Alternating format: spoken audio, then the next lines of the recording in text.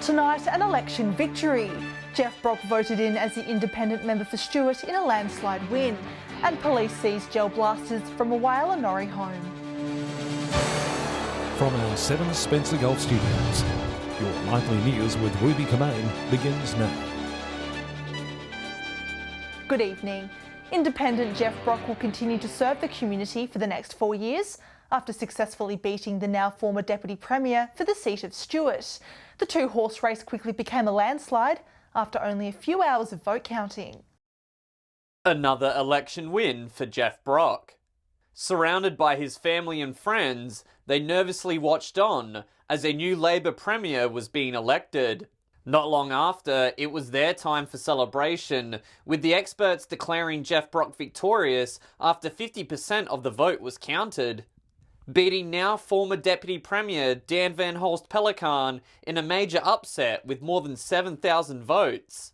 An emotional night for everyone involved, shedding tears of joy. Just want to say thank you to everybody who's helped me out. Not only in this election here, but the last 5 elections.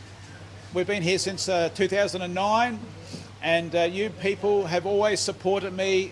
Also taking the moment to say thank you to other candidates for pledging themselves to the community. But I will say to Dan, thank you very much for your friendship over the last 10 years. Dan came in 2010 after my election in 2009 at the by-election. And I hope that we can still remain friends. And the only thing I've got a concern with is the Upper Spencer Golf loses one person in the state parliament. In a statement, Dan Van Holst Pellekaan said he has congratulated Jeff Brock and wishes him and all the people the very best for the next 4 years and beyond. With the new member of Stewart celebrating with a cold one. Christian Komonos, 7 Spencer Golf News. But the celebrations have been short-lived, and it's back to work for the new member for Stewart as he sets his sights on the region's biggest issues. With more ground to cover, Jeff Brock plans on touring the region to talk with people about what needs fixing. Our reporter Christian Komonos has more. Jeff was back in the office this morning and he was wasting no time as he begins a new relationship with the new state government. And I've had some discussions with the new Premier and indicated I've congratulated him. I've also had discussions with the new Treasurer and the new Minister for Health, which will be Chris Picton. His first priority, tackling the ongoing issue of antisocial behaviour in Port Augusta, speaking with the people on the ground who are witnessing it firsthand. Now, how can anyone understand what the issue is without walking the streets and actually feeling the pain and the expressions of the people of that community? He plans to meet with all the council mayors and CEOs to brainstorm solutions for a number of issues, including healthcare and housing. But it's about collaboration, it's about talking to people together, face to face, and we've got a big challenge, but I'm looking forward to it. And he will be making sure the new government keeps its promises and continues to invest in the proposed hospital upgrades. I certainly will, and I've got a list of those pledges there. And one of the things we will be doing is trying to build on those pledges to actually get better opportunities out here. The independent member hoping the new health minister will release the information on the Piri Hospital structure reports. But certainly I'll be talking to the new minister, and I've already spoke to him regarding the freedom of information that I asked for back in July last year, which the previous government wouldn't give me. Jeff Brock will be putting pressure on the new state government to bring back Parliament early so they can start improving the state. A man was reported for firearm offences after Whyalla police seized 8 gel blasters allegedly in his home. At around 6:30 p.m. on Saturday, a 48-year-old Wailanori man was charged with possessing unlicensed and unregistered firearms. He will be summoned to appear in the Whyalla Magistrates Court at a later date. Police are reminding the public it is an offence to possess gel blasters without a licence. 2 people from across the border have been arrested in relation to a crash on the Eyre Peninsula. Approximately 35 kilometres east of Ceduna, police were called to the Eyre Highway after a Mitsubishi SUV was found crashed and abandoned. Following an investigation, police located the alleged occupants of the car and placed them under arrest. A 20-year-old woman and 39-year-old man, both from Western Australia, were charged with multiple offences and were refused bail. Still to come tonight, busloads of tourists return to check out Port Augusta, and the call for city ambassadors to showcase Broken Hill to visitors.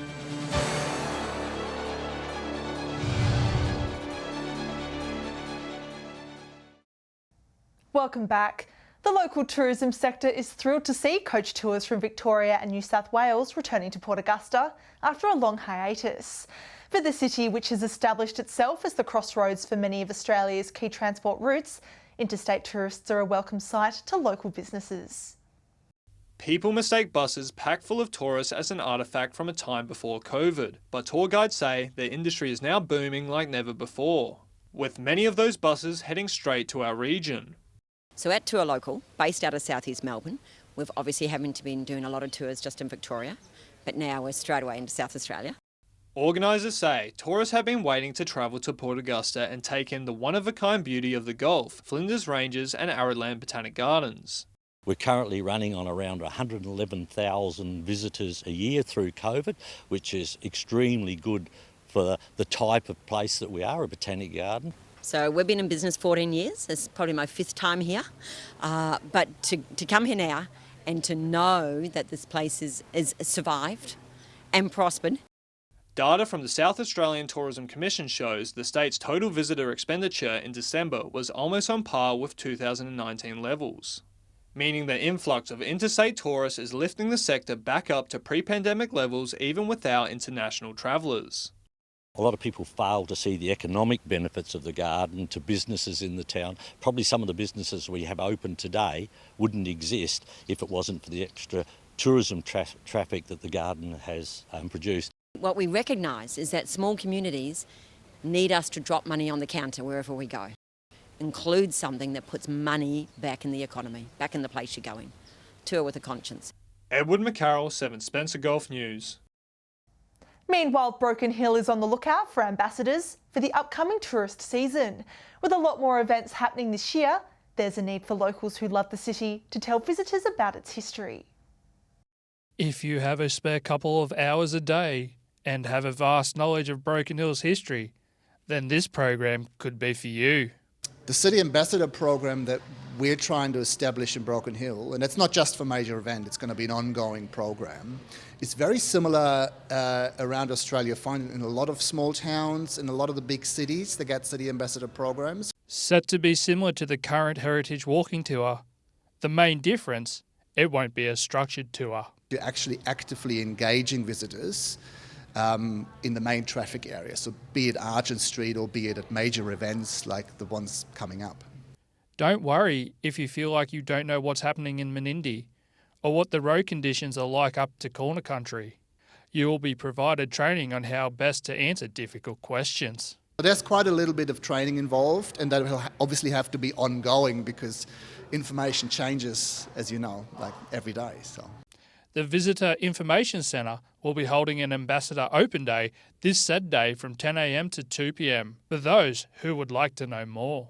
Gives locals an opportunity to actually come into the information centre and have a look around. Maybe not a place that locals would normally go to. Joshua Mercer, 7 Spencer Golf News. Country Arts South Australia is presenting 3 regional shows to the region. This year, a 3-piece Latino group will bring the sounds of Cuba to country towns across the Spencer Gulf. The beat of Cuba jamming its way to the regions.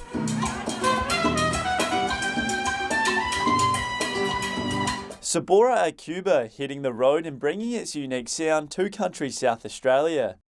For us, every time that we had the chance to play for non-Latinos, it's a privilege and it's a very good experience.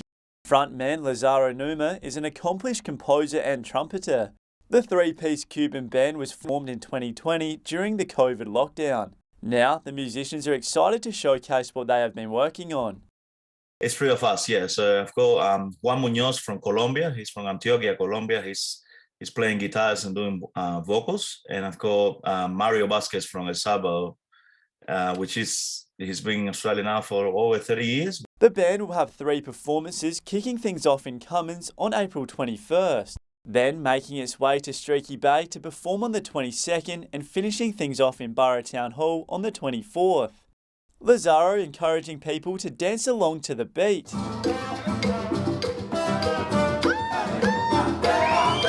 The music that we play is for dancing, and so we're very happy to play for people that might not be familiar with the music, but it's going to be great. Tickets can be bought online from the Country Arts SA website. Henry Millick, 7 Spencer Golf News. Stay with us after the break. Port Augusta students join together to celebrate Harmony Day, and Silverton locals mark 4 decades of the town's famous film. I'll see you shortly.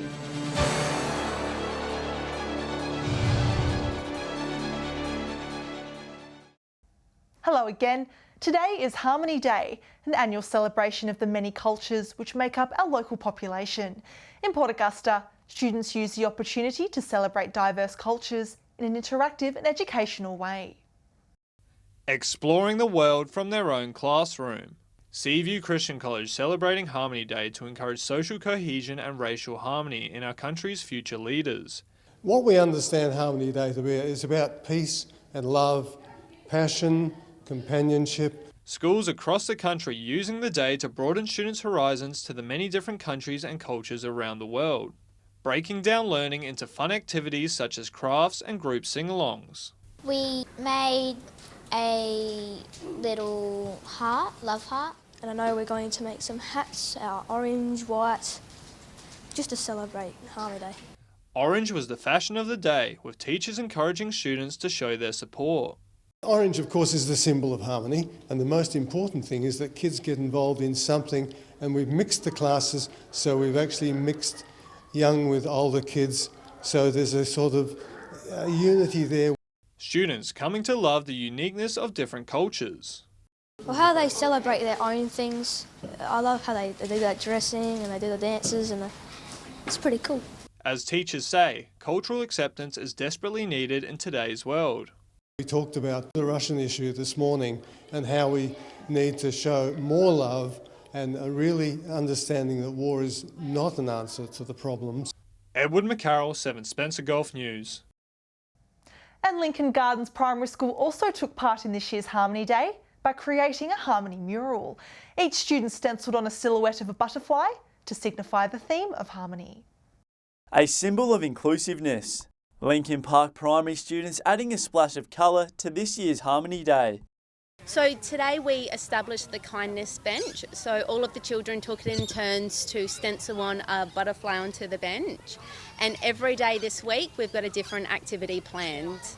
The idea of Harmony Week vital in eradicating bullying within schools. It is a really important theme, especially with the Bullying No Way Day being on Friday. So we know by creating that kindness culture here, it will help reduce and eliminate bullying. This year, each student took to stenciling a black butterfly onto the bench as a symbol of kindness. So all the children were involved with the painting of the bench, so they took it in turns to do a butterfly, and then whilst they were waiting, they created a picture of a butterfly that will display throughout the school. The theme of the week teaching students the ability to be kind to one another. So the message behind Harmony Week is to be inclusive, and we've got a strong theme of kindness. So we're establishing a kindness culture. The school will hold activities for its students just before lunch for the remainder of the week. Henry Millick, 7 Spencer Golf News. The Silverton Collective has celebrated the 40th anniversary of the town's legendary Mad Max 2 film over the weekend.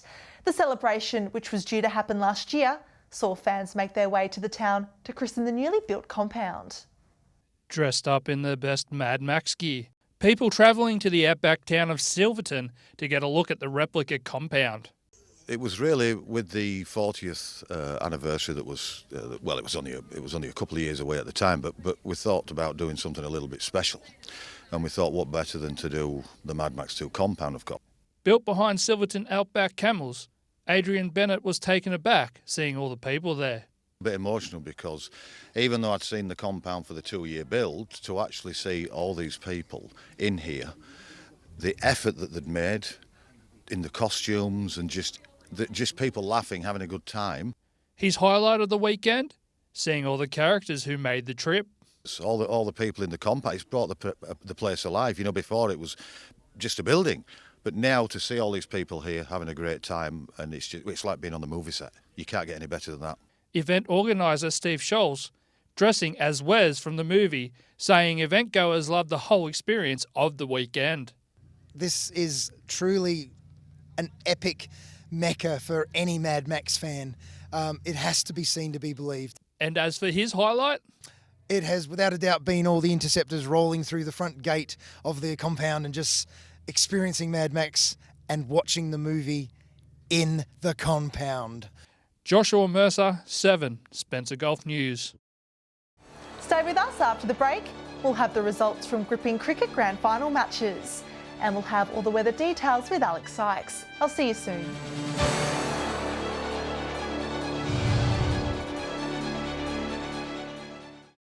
Hello again. Turning to cricket now, and finals fever continues across the Spencer Gulf with grand finals in Whyalla and Port Augusta. In the Steel City, it wasn't meant to be for Norths as Centrals took home the premiership. With the details, here's Edward McCarroll. Central Whyalla started off strong, with the Roosters bowlers taking early wickets, making it hard for North Whyalla's batsmen to keep up. North Whyalla won the toss and elected to bat first, as these two sides faced off for the big one in the second season in a row. However, it was the Roosters' Daniel Coulson sending an early message to his opponents. Matt Quist dismissed for just 6 runs, with Cole Davey also bowled out for 16. It didn't get better for North Whyalla, with 3 batters sent back to the pavilion in a short amount of time. Dave Miller putting up a valiant effort to keep the runs going. However, the Magpies were eventually all out for just 111 runs. For the Roosters, Scott Coulson and Jaden Croft partnered for 66 runs combined, helping their team to win the grand final with 6 wickets to spare. Central Whyalla, back-to-back premiers in the Whyalla Cricket Association. In Port Augusta, it was South Augusta taking on Central Stirling in the grand final. South won the toss and elected to bat first. Rex Waterworth putting the team on his back, scoring 43 runs during his team's first innings. Ben Trewartha scoring 18 runs of his own, with South finishing their innings at 9 for 108. However, it was not meant to be for Central Stirling. South's Clayton and Cameron Parkinson, along with Craig Shirley, keeping Central's batting lineup quiet. Central's all out for just 85 runs, giving South Augusta the premiership by a narrow margin. That's it for this week's Cricket Wrap. Tune in tomorrow where we will take a look at the region's other sport results. Time now to take a look at what's happening in the weather. Here's Alex Sykes. Thanks, Ruby. Good evening to you and our viewers. And it was beautiful sunny conditions for the swearing in of our new Premier today. At 3 p.m, Port Augusta was sunny and 29, and over the border, Broken Hill was 34. Coffin Bay reached 21 degrees. Looking further out across the region now, Whyalla, Kadina and Cleve were all at 25 degrees. Port Lincoln was 22. Port Pirie reached 30. Adelaide got to a top of 24. Woodner was 34. Clare reached 29, and Cooper Pedy got to a high of 38 degrees. Taking a look at the satellite image now, bright looking high jet stream cloud crossing South Australia's south with not a drop of rain in sight. Some low cloud about the southern Fluoro Peninsula with the odd drizzly light shower, generally clear skies otherwise, leading to warm to hot days in the north. Moving on to tomorrow's weather outlook now, and we'll start with the Gulf waters. South to southeasterly winds below 10 knots, seas around 1 metre, and south to southwesterly swells below 1 metre. There will be a shower or two in Port Lincoln tomorrow with 23 degrees. Similar conditions in Cleve, a degree warmer there. Woodner will be partly cloudy and reach 30 degrees. Possible shower in Whyalla and Kadina, both 28. Port Augusta is set to reach a high of 34 degrees. Port Pirie will get to 31, Clare 29, and Broken Hill will be mostly sunny with a max of 35 degrees there. Taking a look further through the week now, partly cloudy across most of the region on Wednesday. Woodner and Kadina both to reach 25, cloudy in Port Lincoln with 21, morning shower or two in Broken Hill with 27, Port Pirie to top 28, Port Augusta, Woodner and Broken Hill all to reach 25 on Thursday. Sunny and 28 in Cooper Pedy, mostly sunny in Port Pirie with 26, Whyalla 23. Let's take a look at Friday's forecast now. Port Augusta and Woodner both 26, Port Pirie to be sunny and 27, also sunny in Broken Hill with 23 degrees, partly cloudy in Port Lincoln 21. And Ruby, there are currently no warnings current for South Australia. That's all the weather from me for tonight. It's back to you. Wonderful, thanks for that, Alex. And before we leave you tonight, a police dog who outsmarted a car thief is hanging up his collar and barking into an early retirement due to a medical condition. Police dog Zach finishes with an outstanding career, making 55 arrests with his handler, Sergeant Whiting. Zach will now join another retired police dog to the care of the sergeant and his family. He will now enjoy the rest of his days on trips to the Yorke Peninsula for games of fetch and a dip in the water. And that's the local news this Friday evening. Thanks for joining us. I'll have updates later. Until then, enjoy your evening. Join us tomorrow with more local news. Good night.